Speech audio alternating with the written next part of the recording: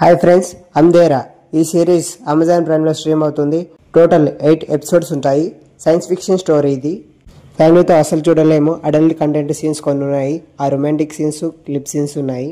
Story line ఏంటంటే, డిప్రెషన్ని cure చేయడానికి తయారు చేసిన ఒక మిషన్, ఆ మిషన్తో చేసి అన్థరైజ్డ్ ఎక్స్పెరిమెంట్ల వల్లనే అంధకారం బయటికి వచ్చి ప్రజల్ని పిచ్చెక్కిస్తుంది, చంపుతుంది.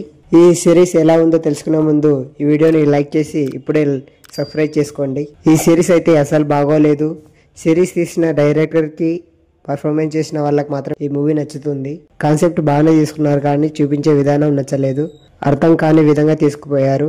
మనకు అర్థం అయిపోతుంది ఇక్కడ ఇది జరుగుతుంది, అది జరుగుతుందని, కానీ దాన్ని కూడా ఎందుకు ఇలా తీశారు అని అనిపిస్తుంది మనకు.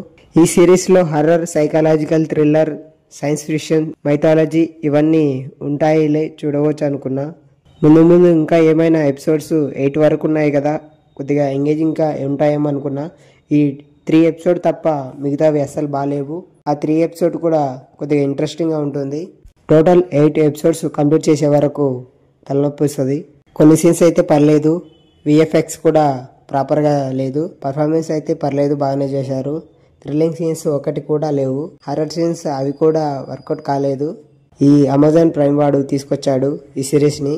తక్కువ బడ్జెట్తో తీసుకొచ్చారు ఈ మూవీని.